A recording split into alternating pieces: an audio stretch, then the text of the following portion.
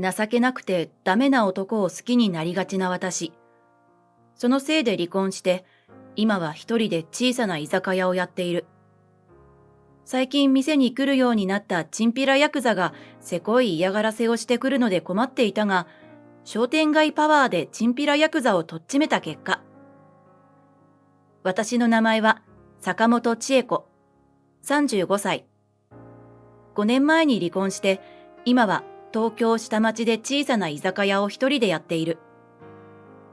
離婚した元旦那は典型的なダメ夫で、口では偉そうなことを言うけど、全然仕事が続かず、休みの日は競艇やパチンコに行って散財し、つけで飲み歩き、挙句の果てに若い女と浮気したので、離婚してアパートから叩き出した。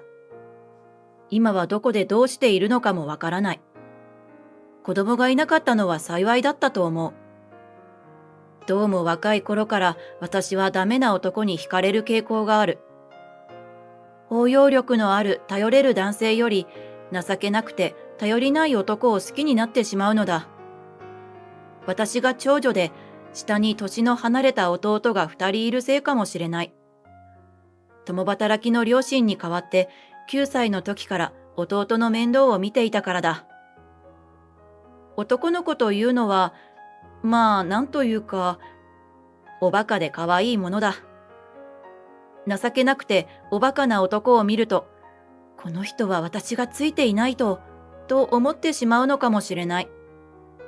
付き合った男をダメにしてしまう女もいるらしいが、私はもともとダメな男を好きになってしまう女だ。どちらにしてもあまりいいことではない。そんなタイプのせいか、人一倍生活力はある。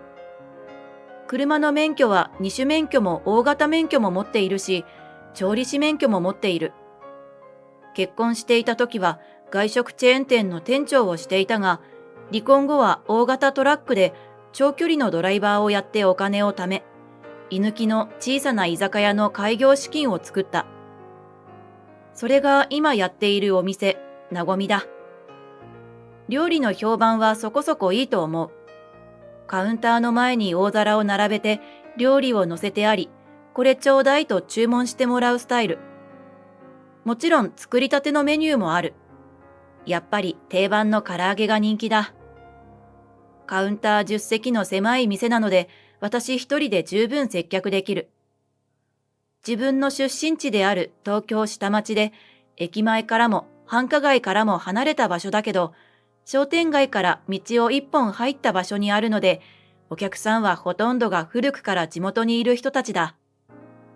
最近では常連さんも増えて、女一人で生活していくには困らないくらいの売り上げはある。ところが最近、ちょっと厄介な客が出入りするようになった。ヤクザまがいの若いチンピラの男だ。年齢は20代半ばぐらい。頬に傷があり、いつも派手なピンクの柄物のシャツを着ている。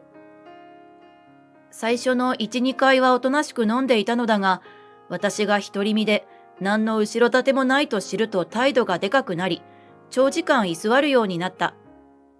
気弱なお客さんは怖がって帰ってしまうし、迷惑なことこの上ない。しかもあまり酒が強くなく、大した売り上げにもならないのだ。姉さん、この店一人でやってんだろ？女一人じゃいろいろ不安じゃねえか？俺が後ろ盾になってやろうか？少し酔いの回った口調でそんなことを言ってくる。後ろ盾が必要なほど大したお店じゃないわよ。私がそう言うと、何？俺は新宿じゃ有名な組の舎弟だぞ。こんなちっせえ店どうにでもできるんだからな。と凄んでくる。こんな小さな店に対してせこい恫喝をするなんてみっともないと思わないんだろうか。お客さん、新宿の組の人がなんでこんな下町に？通勤っていうのかわからないけど、新宿まで通うのも大変でしょ？私がそう聞くと、返事に詰まって黙り込んでしまった。その時私は気がついた。あ、もしかしてお兄さん、新宿区新宿と葛飾区新宿間違えた？ここは東京都葛飾区新宿。字は全く同じだが、読み方が違うのだ。寅さんで有名な葛飾柴又のご近所と思ってもらえればいい。うるせえな。新宿ったら新宿だろうがよ。新宿なんか知るかよ。まあ、そりゃそうだろう。都内に住んでいたって知らない人は多いかもしれない。推測だけど、多分地方から郵送で契約したんだろう。住みたい場所の不動産屋で部屋を探せば、こんな間違いは起きないからだ。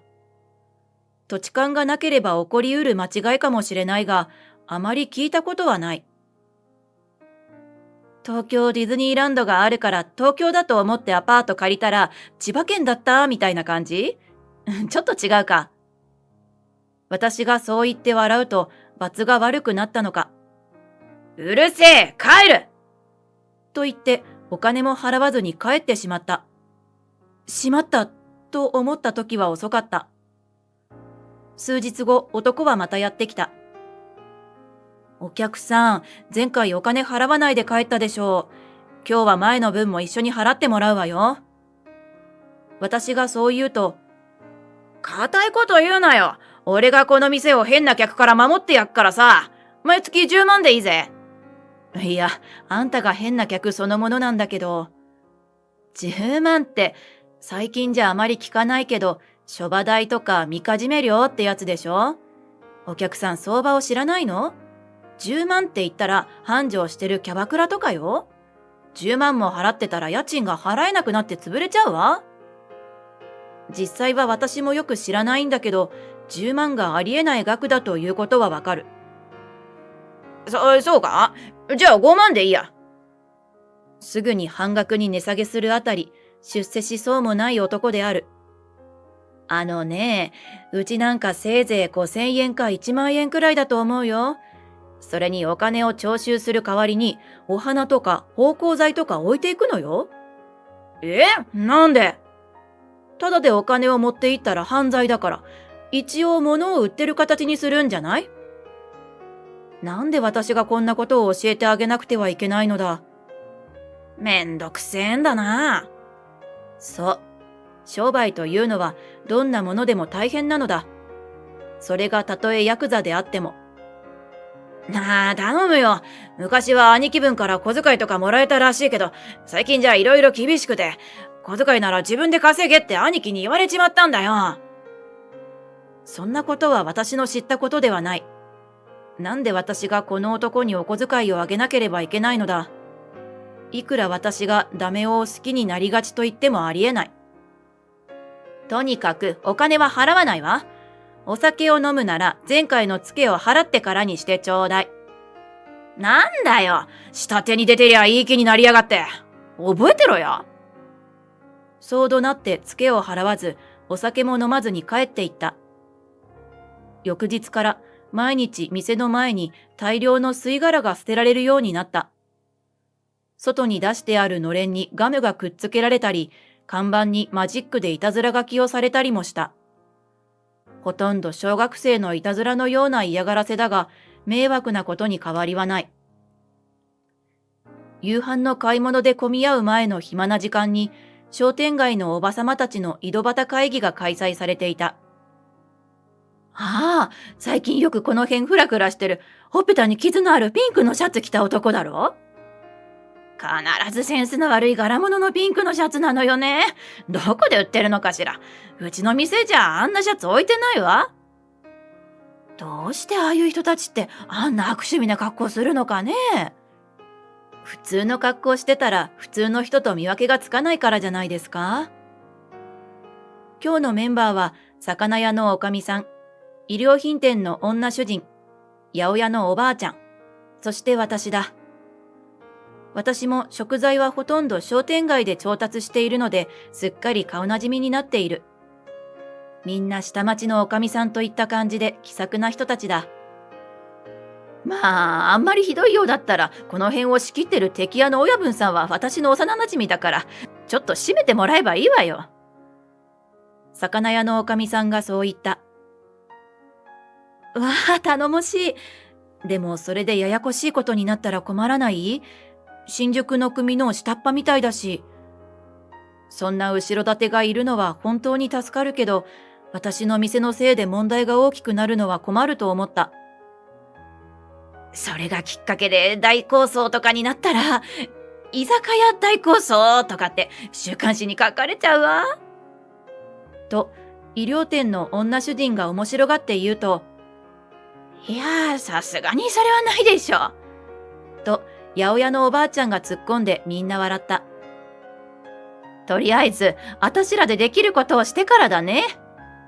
と、魚屋のおかみさんが言い、商店街のおばちゃんパワーをなめないでほしいわよね。と一致団結して、あの男に対処することを決めたのだった。ヤクザには2種類あって、いわゆる裏社会っぽい団体と、地域密着でお祭りなどを昔から仕切ってきた敵屋と言われる小規模な組があるらしい。下町にはそういう小規模な組が多いのだとか。最近ではいろいろと取り締まりが厳しくなって、ヤクザの世界も大変だという話で井戸端会議が盛り上がった。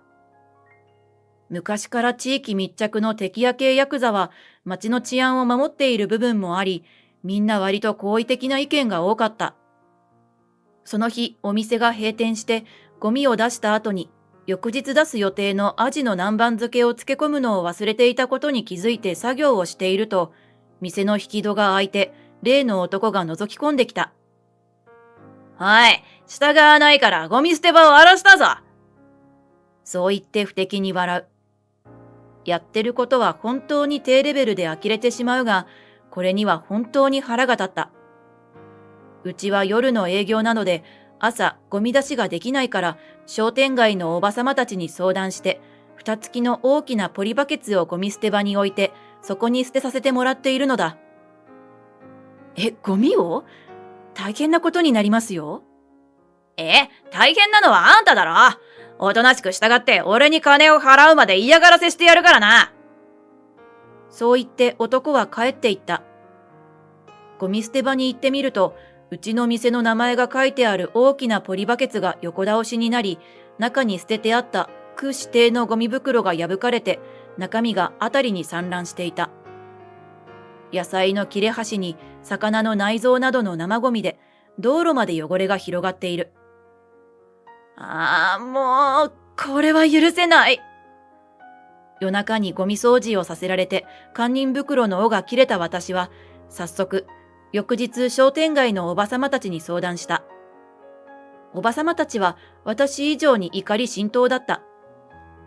日々ゴミの分別に気を使っている。家庭を預かる女性にとってゴミを荒らすという行為は怒りの導火線に火をつけるようなものだ。商店街のグループ LINE に一斉に連絡が入った。頬に傷のあるピンクのシャツを着た20代半ばのチンピラヤクザを出入り禁止でお願いします。嫌がらせやゴミ箱を荒らすなど数々の狼藉を働く不届き者です。みんなの力でこの町から追い出しましょう。井戸端会議メンバーを中心に口コミでも徹底抗戦を呼びかけた。いざとなったら私の幼馴染の親分さんに頼むから怖がらずに頼むよ。という魚屋のおかみさんの耳打ちは効果絶大だった。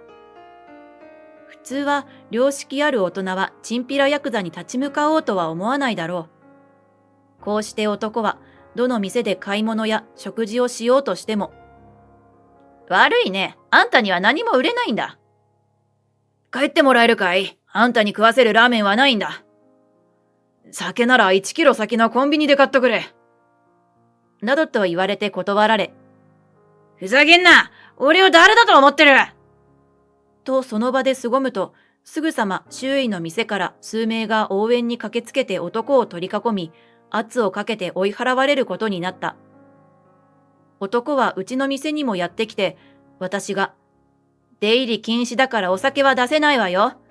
いや、その前にツケを払ってよ。2300円。と言うと、なんだよ、ここもかよ。ここの商店街の連中、寄ってたかって俺を出入り禁止にしやがって。と情けない声を出す。すでにかなり心が折れているようで、やっぱり小物だなと思った。あなた新人みたいだから教えてあげるけど、ヤクザの世界には縄張りがあるのよ。あなた新宿の組に入ってるんでしょ？それがこの町で妙なことをしてたら、地元の組の人に締められるわよ。え？自分が原因で他の組と抗争になったりしたら、落とし前に小指の一本くらい取られるかもね。男が明らかにビビった様子を見て私は言った。ちなみに、組長は魚屋のおかみさんの幼馴染なんですって。呼べばすぐ来るって言ってたわよ。呼んでもらいましょうか。これを聞いた男は泣きそうになって店から逃げ出した。そしてやっぱりツケは払っていかなかった。その後、男の姿を見かけなくなって1週間が過ぎた。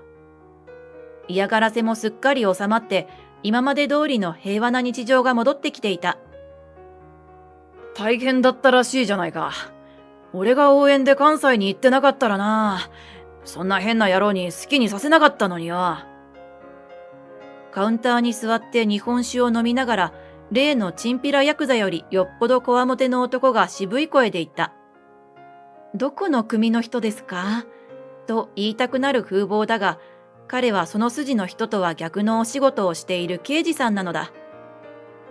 このお店開店以来の常連さんで、山西さんという。年齢は40を少し過ぎたくらいだと思う。ほぼ毎日うちの店に来て、夕食を兼ねた晩酌をして帰っていくお得意さんだ。その時、店の戸がゆっくりと開いて、例のチンピラヤクザが入ってきた。山西さんの姿を見てぎょっとした顔をして。組の人ですか？と聞いたので思わず吹き出してしまった。だったらなんだ？山西さんも否定せずに凄みのある声でそう返した。いやすみませんでした。立ったまま勢いよく私に向かって頭を下げて、椅子の背もたれの角に額をぶつけた。顔を上げるとうっすら血が滲んでいる。私がおしぼりを手渡すと、すみません、ありがとうございます。と、先日までの威勢はどこへやら、情けない声でお礼を言った。お前なあ、立派な傷持ちなのに情けねえ声出すんじゃねえよ。山西さんが呆れたように言った。いえ、これは、浮気の頃に自転車でこけてできた傷で。そうだったのか。ますます情けないじゃないか。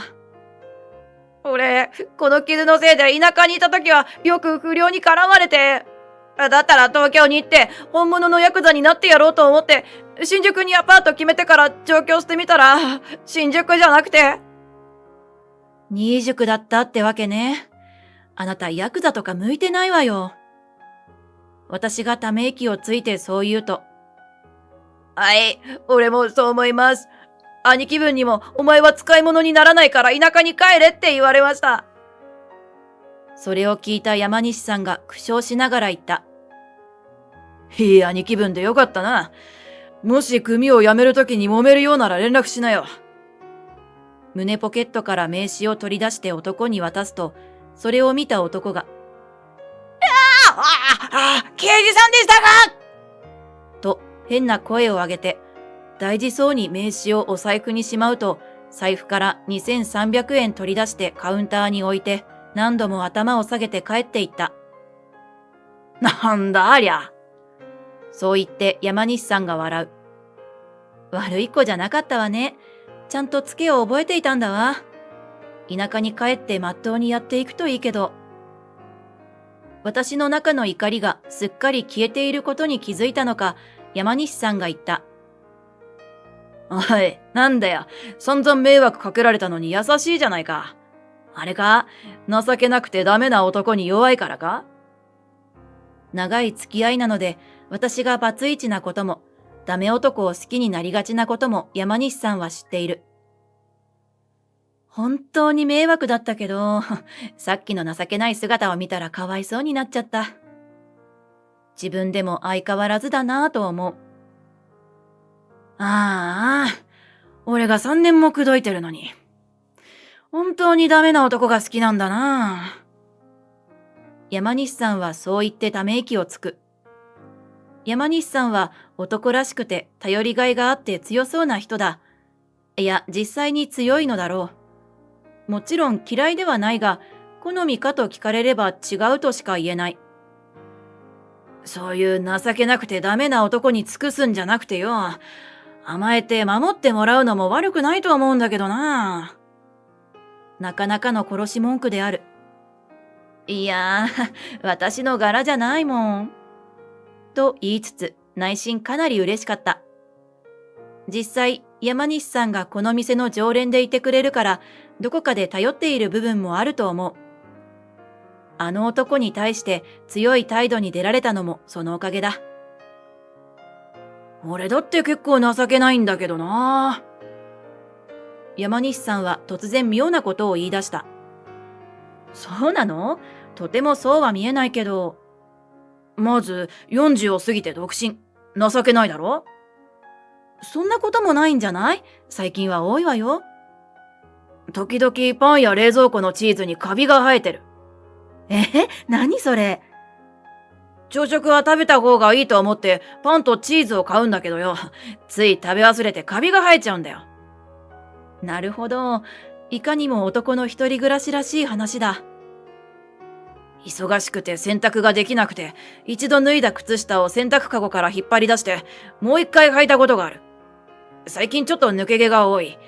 翌日酒が残っている時がある。それは情けないんじゃなくて、年を取ったってことじゃないの？まあいいわ、続けて。私が情けなくてダメな男が好きだから、と自分の情けないところを一つ一つ上げていく姿に胸がキュンとした。あとは、毛虫が怖い。高いところが苦手。ゾンビは平気だけど幽霊が出てくるホラーはダメ。子猫の動画を見ているといつの間にか顔がにやけている。なんだろうこの人。めちゃくちゃ可愛くない？普段こわもてなだけにギャップがすごい。一番情けないのは、あんたの気を引くために永遠と自分の情けない話をしていることなんじゃねえかな。そう言って情けない顔で笑う。その笑顔で私は恋に落ちた。そうか。じゃあ甘えさせてもらおうかな。え？その代わり、私が毎朝朝食を作ってあげるし、靴下を切らさないように洗濯してあげる。いいのか？そう嬉しそうに驚いた後。しかし、本当に情けない男が好きなんだな。と複雑な表情で山西さんが言った。あれ？これって私からプロポーズしたことになるのかな？